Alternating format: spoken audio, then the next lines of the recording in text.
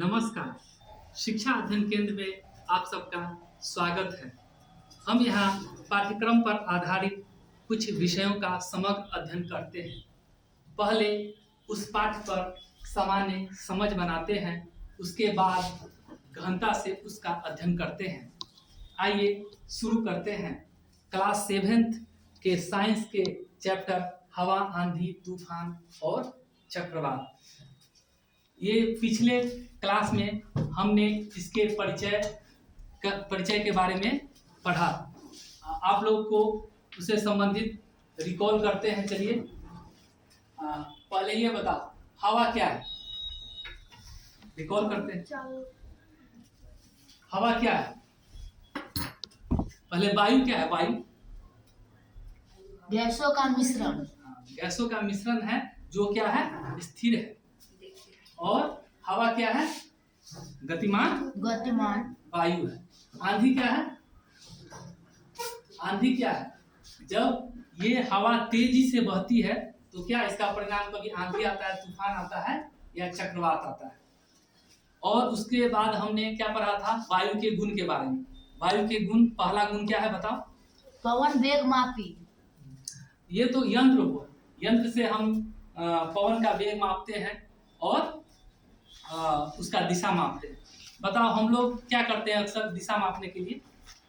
हम लोग के पास तो यंत्र नहीं रहता है, तो क्या करते हैं? दक्षिण। वैसे थोड़ी, हम लोग कैसे करते हैं? दिशा कैसे मापते हैं? दिशा। हाँ? कौन हवा बह रहा है? हम लोग झंडा देखा है? झंडा अगर पूरब की ओर लहरा रहा है तो कौन कौन हवा है? पूर्वैया। पछिया है। अगर पश्चिम की ओर लहरा रहा है तो पूर्वैया। झंडा से हम लोग क्या करते हैं? पता करते हैं हवा का दिशा है अपने देहात में। लेकिन दिशा सूचक पवन दिशा सूचक यंत्र होता है, उससे भी करते हैं। और गति के लिए क्या करते हैं? एनेमोमीटर या पवन वेग मापी, उसके द्वारा हम लोग क्या करते हैं? उसको मापते हैं। चलो, उसके बाद हमने वायु के गुण के बारे में पढ़ा था। वायु का पहला गुण क्या है? हवा सभी जगह क्या डालती है? दाब। हाँ। दूसरा गुण क्या है? हवा को गर्म करते हैं, वायु को गर्म करते हैं तो क्या होता है? ऊपर फैलता है, हल्का होता है। और क्या होता है? ऊपर उठता है। सही। और उसके बाद क्या?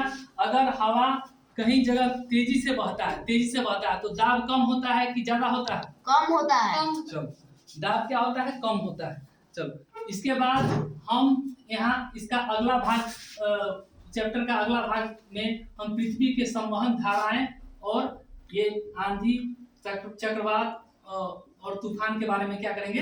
अध्ययन करेंगे। तो पहले आइए चालू करते हैं। पृथ्वी का संवहन धाराएं क्या है? संवहन धाराएं मतलब क्या हो गया? हवा की गति, जिससे पृथ्वी पर क्या है? हवा चलायमान है। क्या है? हवा बह रही है। तो हवा जो संवहन धारा क्या है? जो पृथ्वी पर हवाएं बहती है उसको क्या कहेंगे? संवहन धाराएं। ये क्या है? हवाओं का बहना। क्या है? हवाओं का बहना। हवाओं का बहना क्या है? एक तो ये है पृथ्वी पर जो हवा बहती है, ये क्या है? एक संवहन धारा बनाती है। ये क्यों होता है? एक लास्ट में हम लोग गुण पढ़े थे। हवा कैसे बहती है? उच्च दाब से निम्न दाब। तो बताओ, तो पृथ्वी पर भी कहीं उच्च दाब होगा, निम्न दाब होगा। तब बताओ, यहाँ सूर्य है, ये पृथ्वी है, ये सूर्य पृथ्वी है, तो बताओ सभी जगह समान रूप से गर्मी ठंडा रहेगा? नहीं। यहाँ बीच में जो रहेगा, ये यहाँ पर ये क्या होगा? ज्यादा गर्म की कम? ज्यादा गर्म। अब ज्यादा गर्म होगा तब यहाँ क्या होगा? हाई प्रेशर की लो प्रेशर? ज्यादा गर्म होगा तो क्या होगा? पानी उठ जाएगा। तो लो प्रेशर होगा कि हाई प्रेशर? सही बताओ। Low pressure. हाँ, लो प्रेशर होगा, निम्न दाब होगा, क्योंकि हवा तो उड़ जाएगा ऊपर, इसीलिए यहाँ होगा लो प्रेशर। क्या होगा?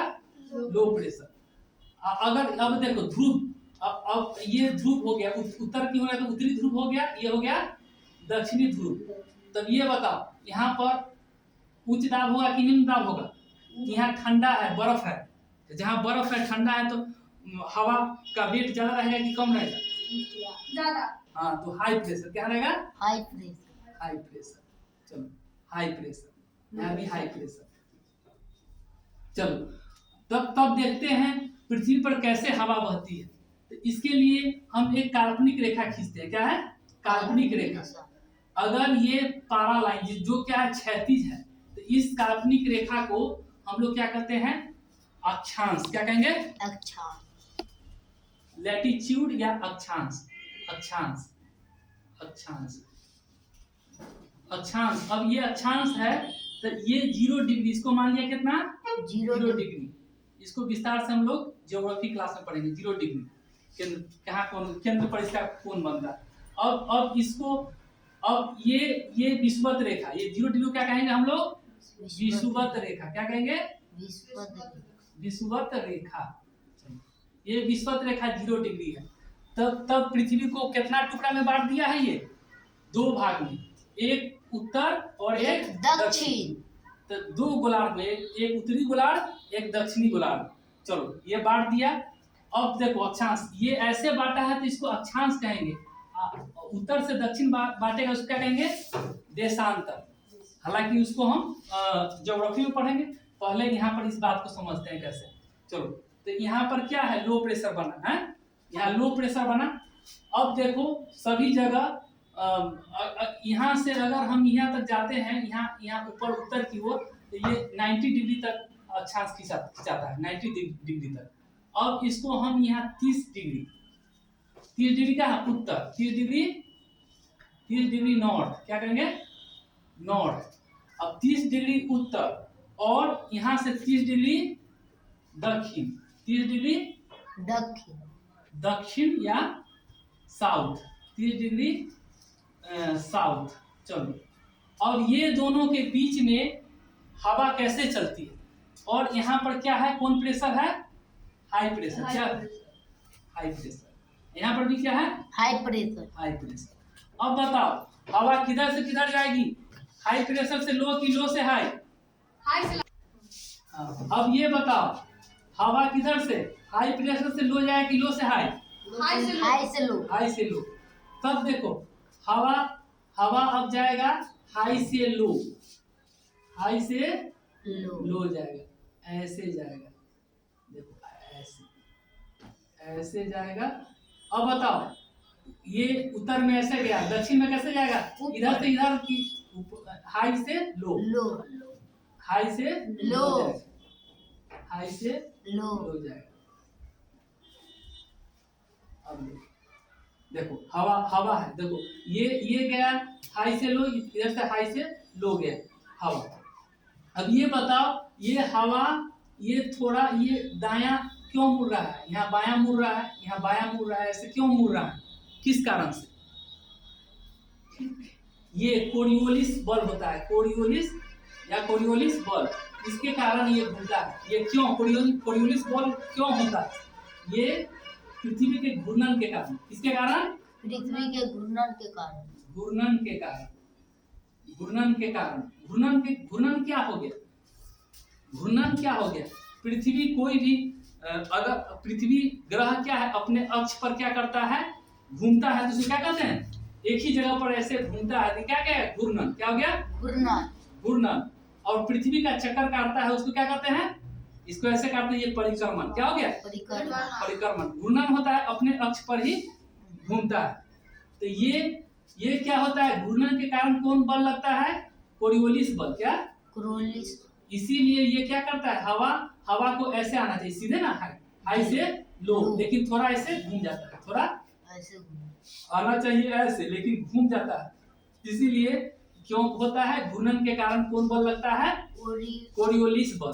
चलो, अब इस देखो 30 डिग्री नॉर्थ से लेकर 30 डिग्री साउथ तक, मतलब 30 डिग्री उत्तर से लेकर दक्षिण तक, इस हवा को कौन हवा कहेंगे? व्यापारिक पवन। क्या कहेंगे?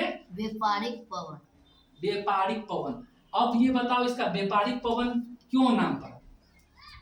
इसलिए क्योंकि इस क्षेत्र में व्यापारी सब क्या आते थे? व्यापार करने आते थे। तो इसका जहाज आता था, उसी दिशा में क्या होता था? हवा चलता था। अगर मान लो ये जहाज जा रहा है तो इसी दिशा में हवा चल रहा है, तो बताओ जहाज को आने में सुगमता होगा कि नहीं? होगा। अगर तुम साइकिल चला रहा है और उसी दिशा में हवा चले तो मजा आ जाएगा, कितना खेल रहा है। अगर तुम्हारे विपरीत अगर हवा चल रहा है तो साइड पैडल मारने में तुम्हारा हालत तो जल्दी थक जाएगा। तो इसीलिए व्यापारिक पवन क्या करता था, ये जहाज आता था उसमें क्या होता था, उसी दिशा में जाता था, उसमें सहायक होता था। इसीलिए इस पवन का नाम क्या हो गया, व्यापारिक पवन। तुम लोगों को यही व्यापारिक पवन पढ़ना है। एक्स्ट्रा और भी चर्चा हम लोग कर देते हैं और बाद में इसको ज्योग्राफी क्लास में होगा। अब फिर 30 डिग्री नॉर्थ, फिर 30 डिग्री हम जाते हैं और नॉर्थ की ओर 60 डिग्री, क्या 60 डिग्री नॉर्थ। तो इस हवा को क्या बोलते हैं, यहाँ पर क्या कौन है, लो प्रेशर। क्या है, लो प्रेशर। अब बताओ लो प्रेशर है तो किधर से आएगा, इधर से इधर से इधर जाएगा, इधर जाएगा। चलो तब इस हवा को क्या कहेंगे, पछुआ हवा। क्या कहेंगे, पछुआ। इसको कहेंगे पछुआ हवा, पछुआ हवा, पछुआ हवा। यहाँ भी 60, यहाँ भी पछुआ हवा होगा, यहाँ भी क्या होगा, पछुआ। यहाँ भी पछुआ हवा होगा। यहाँ पर लो प्रेशर है, लो प्रेशर तो किधर से किधर जाएगा, इधर से इधर, इधर से इधर जाएगा। अब बताओ ध्रुव पर कौन प्रेशर है, ये क्या है, नॉर्थ पोल है और ये है साउथ पोल, ये है साउथ पोल। तो इस पर कौन प्रेशर है, हाई प्रेशर, क्योंकि यहाँ बर्फ है, ठंडा है, हवा ठंडा रहेगा, वहाँ गर्म कम रहेगा, तो क्या होगा, दाब ज्यादा होगा कि कम, ज्यादा। तो दाब ज्यादा होगा तो क्या होगा, हाई प्रेशर। क्या होगा, हाई प्रेशर। तब बताओ हवा किधर जाएगा, इधर से इधर कि इधर से इधर, ऊपर से नीचा, हाँ ऊपर से नीचा, नीचा। हाई प्रेशर से चलो इसमें गलत अथी हो गया, ये हाई इधर ना, इधर से इधर आ जाएगा, इधर से इधर आ जाएगा, इधर से इधर। अब इसमें किधर, हाई से लो, हाई से, ये ध्यान देना, हाई से लो की ओर जाएगा। तो इसको कहेंगे पूर्वी हवा। क्या कहेंगे, पूर्वी हवा। इसको हाई से लो, हाई से लो, इसको बना देना, इसको कहेंगे पूर्वी हवा। ये दोनों को पूर्वी हवा कहेंगे, इसको पछुआ कहेंगे। आइए तुम लोग को पढ़ना है व्यापारिक हवा। व्यापारिक हवा कहाँ से कहाँ है, 30 डिग्री नॉर्थ से लेके 30 डिग्री साउथ तक। साउथ तक क्या है, व्यापारिक हवा, व्यापारिक पवन। व्यापारिक पवन का नाम क्यों पड़ा, ये भी हमने चर्चा कर दिया। अब उसके अतिरिक्त ये है पछुआ हवा है, उसके पछुआ हवा ये दोनों है। उसके बाद क्या है, ये पूर्वी हवा। चलो अब उसके बाद हम लोग चर्चा करेंगे ये आंधी, तूफान, चक्रवात के बारे में। आंधी क्या है बताओ, और ये क्यों मुड़ रहा है, किस बल के कारण, ये हवा ऐसा दाएं बाएं क्यों मुड़ रहा है, किसके कारण, कोरियोलिस बल के कारण। चलो अब आंधी क्यों आता है, आंधी क्यों आता है, आंधी क्यों आता है, हवा ज्यादा तेज हवा के कारण, तेज हवा के कारण क्या आता है, तेज हवा के कारण क्या आता है, आंधी आता है। आंधी आता है तेज हवा के कारण।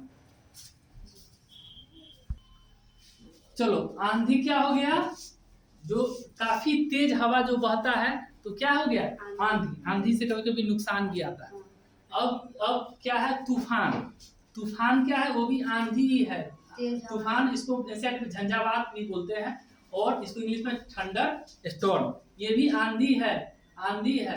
प्लस इसमें क्या जुड़ जाता है, ये थोड़ा भयंकर है, प्लस इसमें वर्षा भी होता है, बिजली भी कड़कता है। वर्षा हुआ और बिजली कड़का, क्या हो गया, बिजली जो कड़कती है, तो ये बिजली कड़कता है और आंधी आता है, तो ये क्या हो गया, तूफान हो गया, झंझावात हो गया।